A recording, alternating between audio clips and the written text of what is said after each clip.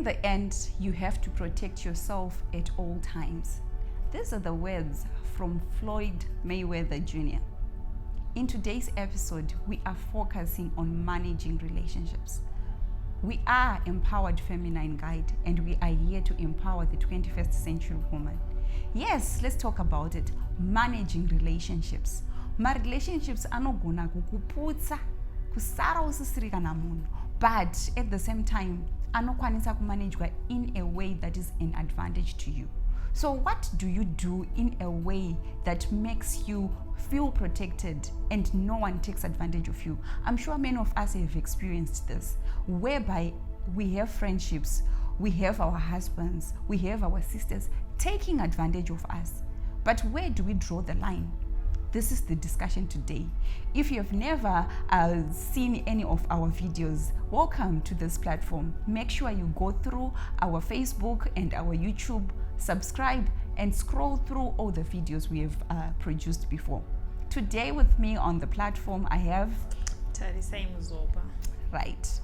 Sakatari nyaya yedu iri simple, but yet it's so delicate. We are looking at a woman who is fired up to do what they are supposed to do. Yes. She has bosses around her. She has sisters around her. She has friends around her. All the people that she relates to with in her life, in her day-to-day life. But uchiona kuti pani patichasvika tarika pekuti I think apa ndakujairirwa. How do we manage our relationships and live and keep them healthy so that they don't cross over to the level ye toxicity yatoda kuavoid iyoyo? Yes. And this is a very crucial discussion, ladies and gentlemen. We are surrounded by people. You are not living on an island. On a day-to-day basis. Saka, there is room. It is inevitable for you to get abused along the way. It is also inevitable for you to end up also abusing other people along the way. Saka tudoti tinyatso inya protection. We want to get the best out of these relationships at now. Another author, I also saw another article here. You know what? Some people come into your life. Some come to love you. Some come to use you. Some come to teach you lessons. Some come to improve you. Munhu wese ane package yaanouya nayo mukati melife yako. We are not all the same in the way that we relate with you. Mumwe nemumwe anouya ane ma-dynamics ake akasiyana-siyana. Saka toda kuti iwewe semunhu wemudzimai usare uchihandla ma-relationships ako in such a way yekuti it is effective and efficient. It is giving you the utmost benefit that it can give you. Those are true tibatsirane pa platform ino. Saka chekutanga chandoti munhu aziye nifa ndechekuti you are dealing with human beings, and human beings by nature we are limited. Atikwanise ndochandoti munhu wemudzimai anzwisise, everybody anzwisise kuti you can't expect perfection from anyone. Your brother, your sister, your mother, your husband, nerudo rwavainarwo kwauri, there is going to come a time when they are going to disappoint you because they are human. They are limited in delivering your expectations. Pane pamwe paachakuri paachakundikana, pane pamwe paachakuti ndiri kuuya oregedza kuuya. Not necessarily meaning kuti automatically they are now a bad person, but it's just a limitation. But kune munhu anotokuti ndiri kuuya asiri kutouya but uchitoziya kuti ndo maitiro ake. Ndo zvinhu zvatoda kuti manage zvokuti how then do you tackle it? Unoona sei kuti izvi zvaakuenderera? These are just mistakes, common human mistakes. Because ukanzwisisa ma-common human mistakes anoita kuti uve flexible. We are not expecting you to be uptight because wo mazira tokuita nifa untorione zvako zvaunoita sei zvaunotadza. Unewo matauriro ako mamwe asiriwo, une mamwe mahabits ako mamwe asiriwo. Ndozvatoda kuti ti-accommodatane. Tisare tichikwanisa kugarisana ndichiziva kuti uyu neuyu togumira apa neuyu togumira apa. Okay, that's yeah, it's nyaya idzi guys. Ukamuka uchienda kubasa, you're going to meet your boss tari. Then your boss anima expectations ake of you. Then you have your manager, then you have your supervisors.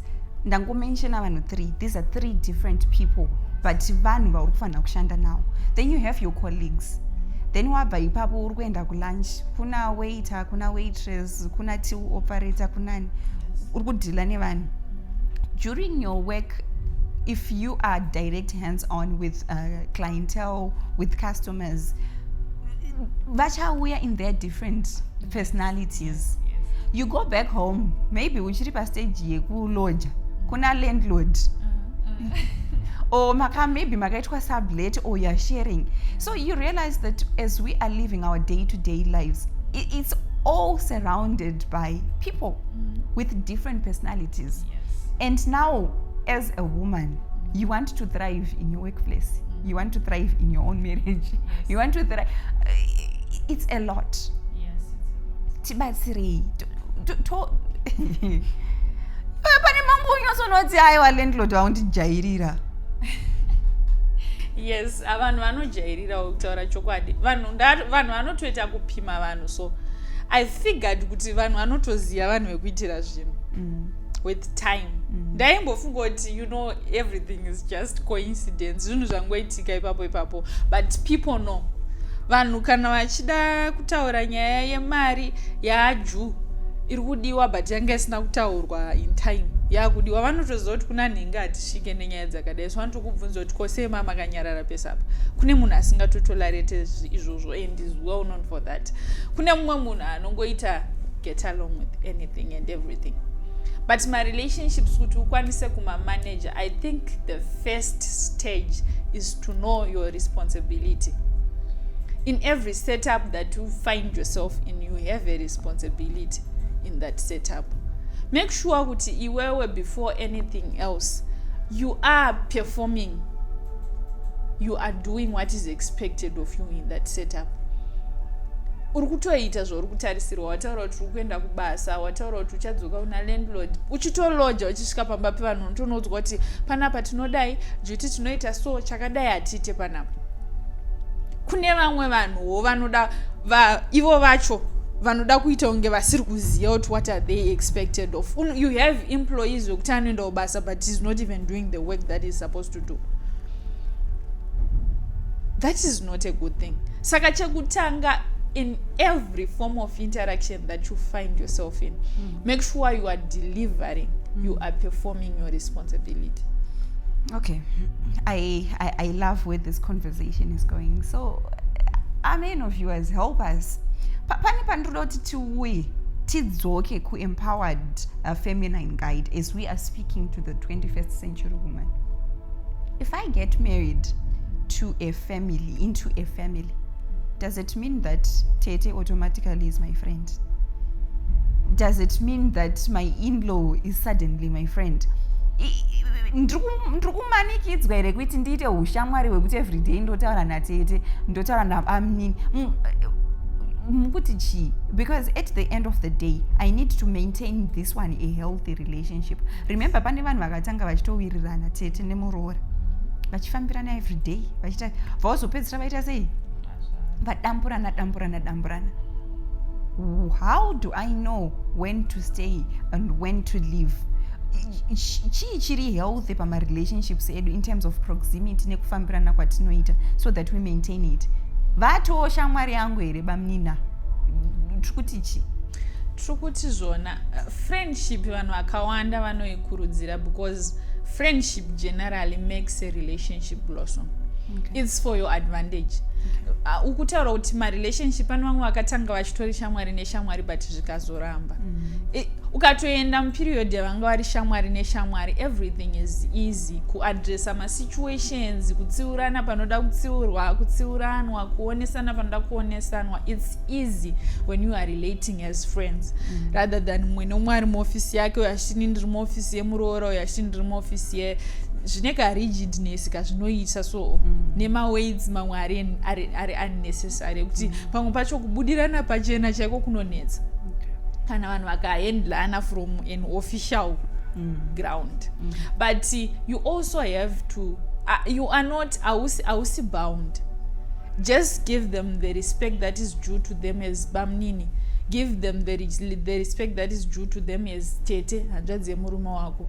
You know what is expected of you. Uchitoenda unotonorairwa kuti vana tete vanoita sei. Semunhu ari kutopindawo musha mevanhu unonge uchitoziva kuti une kamwe kakuno, though zvichizoflexa along the way as you live. Mamwe magrounds anotanga kungolusena up naturally. But ndo zvinhu zvaunofanira kuva mindful of iwe kuti you know what, in as much as I don't owe them any friendship, kana iri kukwanisika friendship is beneficial to you, zvinokubatsira kuti urelate navo zviri nani. But when you know kune munhu wekuti unotonyatsoziva kuti panapa nyaya dzedu hadzienderani, a perspective, a way of life, maethics ake, mabeliefs ake takatosiyana, hatisi kukwanisa kutaura same language. You don't have to. You find kune vanhu vanotozvichinja, anozvipeta. You lose your identity in the name of trying to fit in. That is wrong. You have to be able to. We don't want you to lose yourself. Gara nema values zako, gara nema morals zako, gara ne style yako. It is what that those are the things that makes you you. Okay. Let's Tarika, today's topic is very, very, very complex because it has so many dynamics. It's embedded around a lot of controversies, so to speak. Hanzi ndini ndauya kumusha kwevanhu nai, ndini ndauya kumba kwevanhu, manditora kwandanditi inini ndikati handei kumba kwenyu, saka ndini ndikufanira kuita chi zvekumba kwenyu.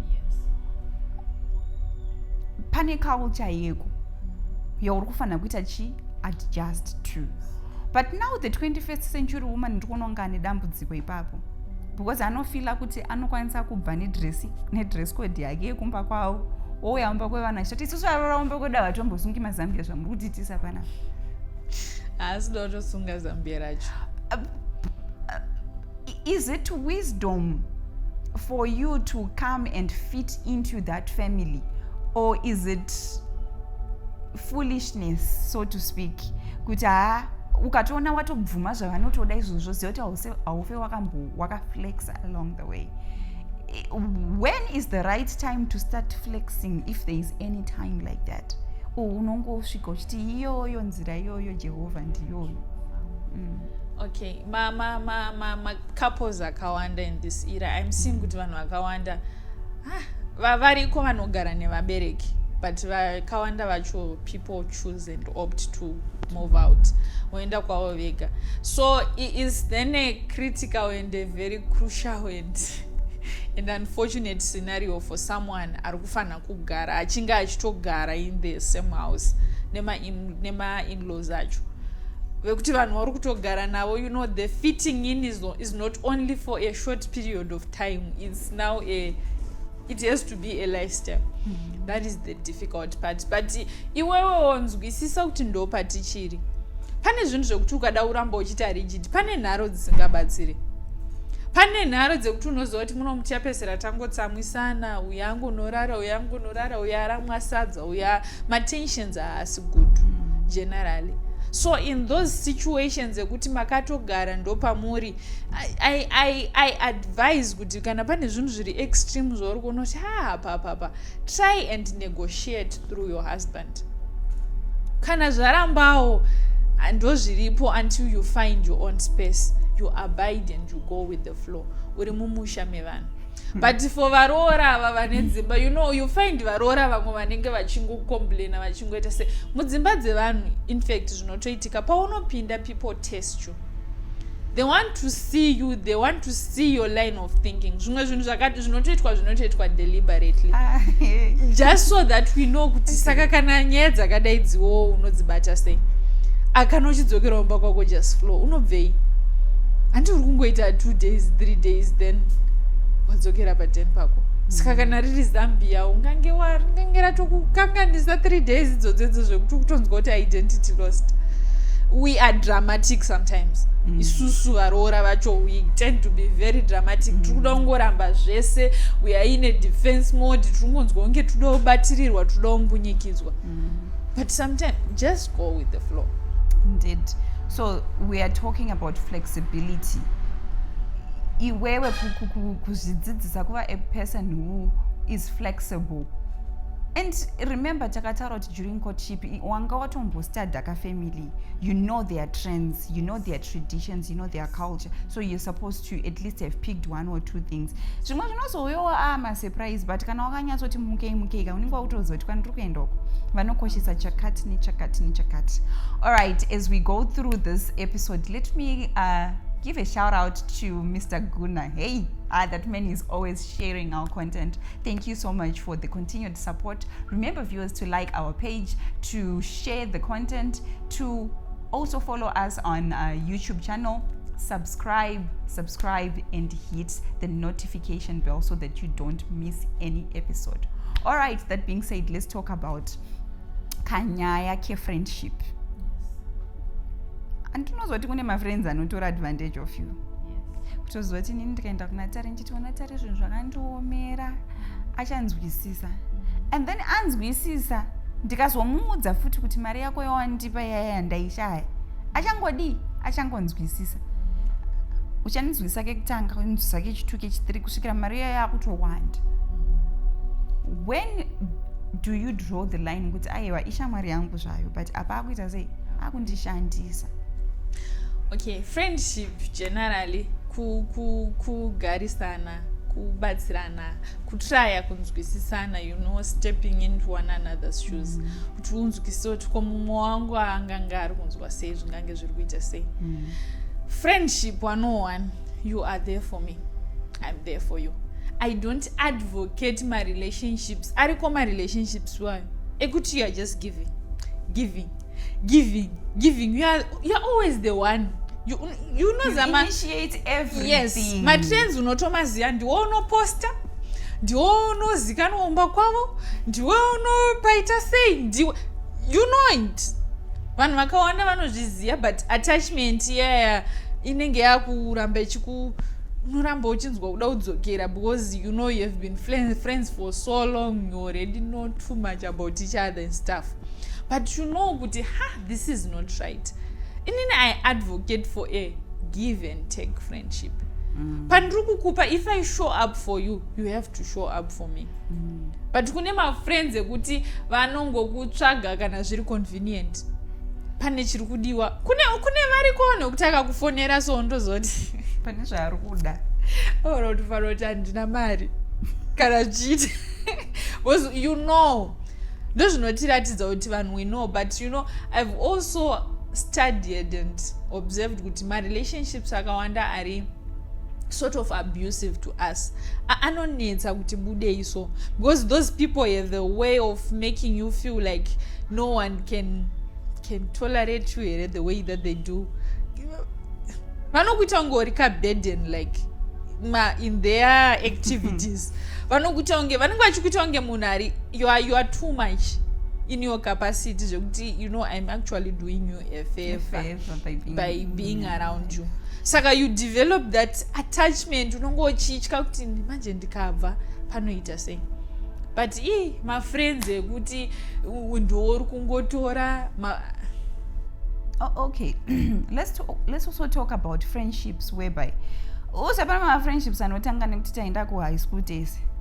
Then after high school we take separate paths. Ndonosanganawo nevamwe ikokoko. So let's talk about friendship in line and in light of growth. Maybe pandakatanga kutamba newe shamwari I believe kuti kuenda kumabhawa, that's the thing. But I got to a point where I said to myself, no, I no longer want to do this. Ndakuda kuenda kuchurch, ndakuda kuva a person who's focused on my goals, etc. That change that comes as we outgrow each other. Just embracing that, you know what, tasvika pastage yekuti we have outgrown each other. What we used to believe as friendship chaitibatanidza chakuita sei chakutipatsanura, because zvandakufunga maybe zvato opposite of what used to bring us together. how do you detach without emotions? Because pane mamwe unnecessary animosity, anger, anozouya ekuti, you know what, we just outgrew each other. You now believe in family, I believe in pursuing my goals, I believe in feminism. I'm no longer there. But do we have to be enemies? Let's talk about that. You don't become enemies per se. Amutoite enemies directly, but zvinoitika panotanga kugrowa distance naturally. Distance naturally. And then I advise, let nature take its course. Kana muri kutodetacha detacha, you are detaching for a reason. Kana kurambwa rambika. Kana zvisiri kuita rambika, because you find this is a very practical example that you have given. Someone is there believing in feminism. I'm now a married somebody. The more that I force interaction with you, the more that you are going to give me your feminism feedback. Kana ndikaramba kusiyana newewo ndakutanga kuita zvefeminism ndiri marriage. How does that work? But wona kandinozoita kamunhu uya anonzi andichengetedze friendships. I was with this person, then something happened, then I don't want that reputation. Saka kuti ndichengetedzewo reputation yangu semunhu anotambika naye, I have to tolerate a lot. Is there something wrong with actually knowing that in my cycle of life I've had 7 best friends, and when time came we just separated our ways? There's nothing wrong with that. We are human beings, we grow in different directions all the time. We are evolving. Kuna vanhu vanotokutiwa two-faced. I've met people kuti anenge unotomunzwa so matauriro ake kuti she's judging you for being two-faced. Sure, andimborambe nekuti pamwe pacho pataitotamba teseka ndaifunga kuti mablesi aripo, pamwe tichitowirirana chitoti ndizvozvo ndakatokuinitiata but ndakura, ndibvumirei kukura. I'm not being two-faced. I've lived, I've seen stuff, I've heard stuff, and I've decided my position. But you know what, zvandaifunga, I thought this for a while, but I'm standing for this. And we also need to conscientize our viewers that when your friend starts seeing life from a different perspective, it's not a problem. It's not.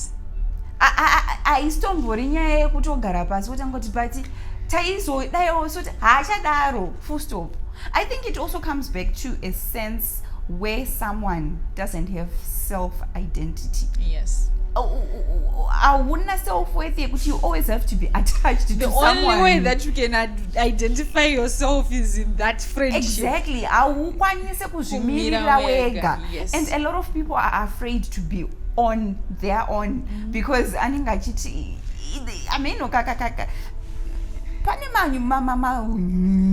aripo nekuva associated with other people. Yes. But I think even in your friendship there are times when you actually have to allow each other to know right, you have to a direction, and it's nothing personal. It's nothing. I've seen people destroying themselves over these friendships because I'm not sure whether it ended violently or it just ended, but ukaona mamutosvika paviolence, it means pane stage yamakaramba kuaccepta kuti chinhu ichi chafa ichi chapera moda kuramba muchichishandisa icho chakusabvuma kushanda. My friendships, especially in this era, my friends actually have more influence on people than their families. Ukatoda unyatsozvitarisa muira and age yatokurarama, friends come through for you more than family. Munhu akada kune vanhu vakawanda, that's the case. Shamwari ndo inotoziva kuti apa panodai ma-relationships edu nema-relatives edu, they are a bit shaky and hazy these days. Saka ikako kutokataura because tinoziva kuti zvinotoitika izvozvo kuti you have been through so much with this person. You just can't let go kunzwa kuti manje ndozoita sei, pandaimbobvunza pepe ndichabvunza ani, saka manje zvaakuona so ini ndakuona so, does it mean I'm a bad person? Does it mean he's the one who is now the bad person or what? But like zvokutaura zvokuti you have to accept. akuti change is inevitable. It's part of life. Mumwe nemumwe anouya oraida newe to a certain extent wokusira. You are always meeting new people ukatozvitarisa. It means there is a season for every person in your life. Saka kana season kana mwaka wapera siya mwaka upere. Kwanzi, master the art of detachment. Learn to detach. Learn the art of attaching the same way you should learn the art of detaching. So, Panava viewers, we are having this episode where we are talking about managing relationships, managing the people around us. Vanotoda kumanagwa vana. Because ukatadza kumanage vanhu, you don't live on an island like you've indicated earlier. Let's come back to managing your spouse. Vamwe vesavaka bo, but munhu unogara naye mumba akatadza kubelieve in your dream, akatadza kunzwisisa kuti no, this person ndakamuona ari baby, she wouldn't answer back. I'm not advocating for answering back, but I'm saying pane reasoning capacity yanga inayo at 22 ichachinja at 35 as you grow old together. How cushioned are you for that change as you manage people? Because andingatombofunge and andingambobehave the same way that I was ndine 22 ndane 36 ndane 50 zviri kunonoita mafezi akaita sei akasiyana. Pane yavanotaura yavanoti midlife crisis. Yeah, midlife crisis inounza madivorce akawanda if you're not careful. Let's talk about those changes and how to manage your person, which is ziva kuti pane maphases atiri. Yes. I think the first way is to acknowledge the change. Kutongoziva kuti pa 20 tine mafungiro ataita, pa 30 tine mafungiro atakuita. Then allow a person to be. Mumarriage, I think the best state is we always need and want and require different things from each other. Zvinodiwa nemurume wako from you zvakatosiyana nezvaunoda from him. You have to come to a point where you accept him the way that he is, where you accept kuti murume wako arikuda mota izvezvi, iwewe urikuda urufunga kuti detambo upgrade my wardrobe. It doesn't make any of you any better. Uyu ari kungoda ichi, uyu ari kungoda ichi. Ndonoti tunoita ma-problems many times in marriage because we want to make sense out of what someone is thinking or zvavari kuda. Isusu tikuda kuti zvitaure nesu. It's really the case. You can't relate most of the times because munhu ndozvaari kutongoda, ndozvaari kutongofunga. Mangwana acho ukatoya pamwe kunoona kuti akutoda zviri different. Saka allow someone to be. Siya munhu ade zvaari kuda as long as it's not sin and it's not abuse. Allow someone to be. Pane zviri kukunetsa, try to there is always an amicable way to solve issues. Tsvagai balance yenyu, tsvagai kuti middle ground yenyu meiwana sei iripo, but don't diminish someone because of the way that they are thinking, which is not necessarily relating to the way that you are thinking at the current time.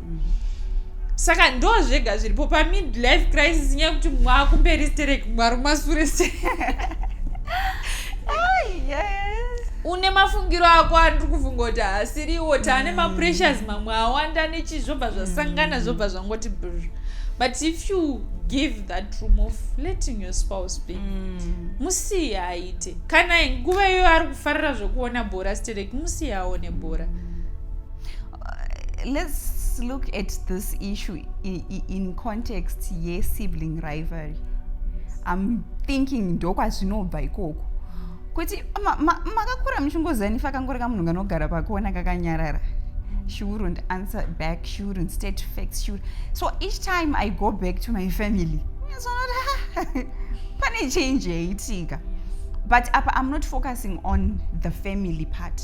I want us to focus on me, the person who has changed.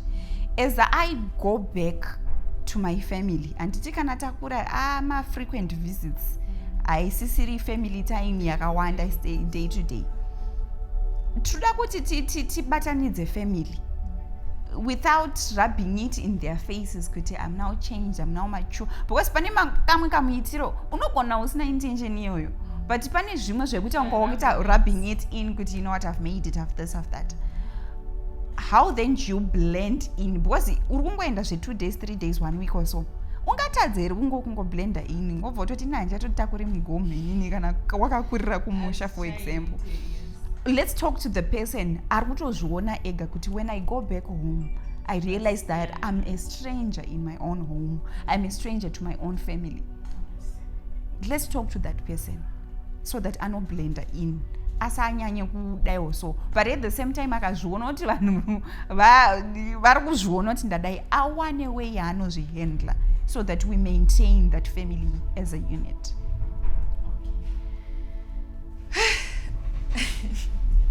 My families, well, sorry, I have to start name my families. My families ane muitiro wao ndo vanhu vaunogara navo for the better part of your life on a day to day. Ndimbokubata ipapo tari. Family ndo yawakakura nayo and ndo vanhu vanofunga kuti vanokuziva. Yes. The bad thing is with family, they don't even know the person inside you. Yes. They don't know who you want to become. Yes. They don't know. Munogona ngokura mese ka.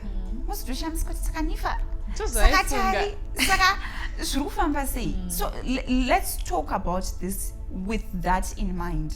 Kuti ndakakura navo but vanogona vasingandizivi. Ndozvandiri kuti family has to give room. Family has to allow someone. You know, it's more mandated to family rather than any institution because it's where we are saying you belong. Ngava is a ground iroro. Hey, for family, I don't want someone to be shrinking themselves. Vadzoka ku family kwavo. Already tatombotienda kuwana vatezvara unozvishringa. You come back to your family, you shrink yourself again. I think set up your family. You know, home should be a place for everyone. Kumba ndokwa kuti ndofana odzoka chero ndakupenga. Ndofana odzoka. Chero when I have made it ndofana odzoka. Ndiri pa average I should come back and still feel at home. It's theoretical. Listen, ndini last born mumba medu. Ndini ndatenga mota. Patiri kuita family gathering ndini ndega ndine mota. Ndouya futi pa family gathering chitaura kuti ndachitenga yechi5. Mumwe asati atombotenga kana yekutanga. You get what I'm saying? So at the end of the day, they are supposed to celebrate with me on paper. But do they really celebrate with me on the ground? This and Nanchiti, I want to put a word out there. Kuma families, everybody is a family member out there. You know, make home a place for everyone. Unozoti kune vanhu vanozviuraya nekuti kumba zvichanzichi. Kune vanhu vano, you know, family has become this. Vamwe vatoenda kuti ndikangoenda nditanga kufunda. Kune vanhu kuti gore rakaroorwa ndo rakapedzisira kuonekwa kuniko. Because pane maitiro anoita family so maitiro ekuti tinokuziyewo takakura tichikuona saka wokuti chi. Allow somebody to be. Musiye akadaro kana ari mbavha ndeyenyu muri imomo. Kana ari shasha if he is the best pet days whatever. Ngadzoke aine same place. Let people feel welcome when they come back home. Vana havasi succeed in life, vana havasi kumukira kunongwavha to prove a point to you. People are doing these things for their own lives. Vanhu havasi kuita zvinhu zvakashata futi to prove a point. Zvinhu zviri kungoitika because it's life. Saka allow somebody to be when they come back home. Ngaakwanise zvokuti ndane mota makutanga kundihandla from a Kali perspective. That is not good. She's your sister, she's your brother, she's your brother. Accept the sibling rivalry that comes with that. utevedzani iwowo ugamuchire hwakadaro. You don't outgrow those things. The problem is people want to outgrow those things. It's nature's way.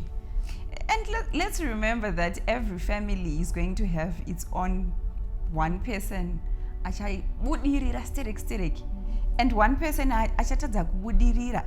But kubudirira kwatiri kutaura ka kuri in terms of zvinhu zviri material, handiti, because success comes in different ways, but zvinhu zviri material ndo zvinhu zviri kunyanya kukonzeresa, handiti. But tiri kuti ngatizvitambire kuti mumhuri medu pane one achange ari gifted in one area of their life. Muchiona kuti maybe atori material blessing yega, mamwe ma-aspects elife yake ka ari kutoda imimi kuti mumuita sei mubatsire, but now zvakuda iye wacho kuti abatsiriki, iwo wacho uchinzwisa kuti hakusi kudada kana achitaura kuti mubhengi mangu masara 5,000 chete mufunge. But iwo chinzwisisawo kuti pauri kutaura kuti 5,000 chete uyu atori ne200 ari kutoti Mwari makanaka. So it needs maturity from both ends. I always say maturity is from both ends. Ane zvakawanda nganzwisa kuti ndikasvikawo pane asina zvakawanda, I need to tone down. Ane zvishoma akasvika pane ane zvakawanda anzwise kuti no, munhu uyu kana achitotaura kuti this is what I have. No, it's not, they are not trying to do anything to us. If anything, we are supposed to inspire each other. But black families. Tari, Twitter say. Pakaipa, mafamilies I think antoda zuva rawo. You know, a lot of toxic things happen in families. Zvinoita sekuti pane munhu ane chitsvambe chekufambira vamwe. Kuitira nga inini ndinofanira kuenda kumba kwaningi. But tese tinogara musame town, no one has ever asked or kungovhunza kuti anogara papi. And then when I stop coming, and then you'll be like, Tari, akuvaira mazano azoita sei azo. Remember, the topic is managing relations and relationships. True kuti ma-relationships akatikoshera, ma-relations edu akatikoshera. But at the end of the day, you need to know where to draw the line, when to draw the line, so that you maintain your own sanity. Yes. Sanity unoiluza. Ndakambonyora ndikati, you know what, you have to stop crossing oceans for people who won't bother crossing the road for you. Imagine. You know, those are the things, ndo zvinoisa ma-disappointments nema-heartaches nema handisi kuti mira kubatsira vanhu. What I've realized these days is there is a way that you do things. Wanzwa kuti sekuru vangu vari pamahwani vadai. You know, panenge paine point yekuti you can go all out. You can go to the extent of selling your bed and say, you know what, sekuru vangu ngavabatsiriki. But when you now know the person, you know the person who will go all out for you. Waakutovaziya mulife kana usitori navanhu vavo kutovaziva kuti kana ndiri pamahwani nini hapana rukuya uzondibatsira. To maintain your own sanity, Nifa. Don't go selling your bed. Zvaunazvo kana utori neliquid cash iri kutokwanisa kubatsira, I highly recommend that you help out a brother, a sister in need. But kana usina, you know, Tati, this is a give and take. That's how a relationship should be like. Saka ukaona zviri kuwandira uku zviri kuita sei ndo zvinhu zvinozotepa nesanity yako. Isa balance iwewe kana uri kuona pasina balance. No, there's a new trend now. If you are moving too fast in life, if you're flourishing, if you're what, panika kutapudzwa kakubviswa kaunoitwa pama-functions akakosha pafamily. It's like your light presence yayo inoreminda vamwe of their failures and things. So unozotongonzwa kuti pane chakati chakaitwa rini chinoudzwa sekuru vekugwanda chaplanirwa chaitirwa muno muHarare, iwe urimo. That is very wrong. Zvine zvazvinoita psychologically. Let's talk to that person anotsamvurwa, what's the word, anobviswa, unoza kuavoidwa, so wozongonzwa kuti zvakaita sei zvakaitika. How then do you not personalize things like that and still maintain that calm with your relatives, with your relations with people around you? Takamboona ekoti yakanzi people don't see things the way they are, they see things the way that they are. Okay. Kuti red yauri kuona iyi pamwe pacho haisi red, ired nekuti ukuona red. Pamwe pacho pauri kuona kushaudwa ka uri kurelata nekushaudwa because uri kushauda. Okay. Okay. Saka zvinhu zvakawanda, you know, the way that people don't shoulder yourself with the responsibility of people do things because they want to do things or because of whatsoever reason, I don't know, that they have. Usazviremedze neburden yekuda kunzwisisa kuti ndine here ndadai ndindazodai. When you are wrong, there are times where people are going to treat you the way that they are treating you because you have done something. Those are very different circumstances. You have to go and reconcile one peace wogadzirisa zvinhu. But when people are just insecure about you and your existence because of your existence, and the funny part, pamwe pacho vanhu vanoita insecure over someone who has way less than them. Nditoroka munhu kadiki tiri kutozamawo kuti zvinhu zvibatane, but people suddenly feel insecure about someone, maybe because of the glory that they have, they carry, maybe because of the confidence that they exude, maybe because of ameno. Saka, viewers, make sure you don't become a victim of mental challenges and disturbances and lack of peace because of people who are just there in your life to make life difficult for you. Tari inclusive toti kudi kune vanhu in terms of managing relations so that you keep afloat, you keep your sanity. My relationships, Nefa, in closing, I'm going to say, do unto others as you want them to do unto you. Zvauri kutoda kuitirwa izvozvo nasisi vako namukoma wako nabhodhi wako chingovaitira. Zvaunoda kutoitirwawo unotozvizivawo. Maboundaries ausingatoda kutsikirwawo unotomazivawo. And usually those are common grounds for everybody. Vanhu havadi kubirwa, vanhu havadi. Ndosaka zvakazonzi zvivi. Because our line of thinking has been designed kuti takutoziva kuti zvinhu zvakashata izvi. The human mind knows. Saka don't go out doing things to people that you don't want them to do unto you. Right? Most of the times isusu we are focused on what people are doing wrong. Isusu hatisi kufocus on what we are doing wrong. Saka be the person that you want to receive. Ladies and gentlemen, viewers, thank you so much for joining us in this part of this very exciting, thought-provoking episode on Empowered Feminine Guide. Remember, we were talking about maintaining good relationships. Make sure you don't lose your calm. Make sure that you don't lose yourself, no matter what or who happens to you at any particular time. From me and the entire crew behind Empowered Feminine Guide podcast, we wish you a very fruitful day. Thank you so much.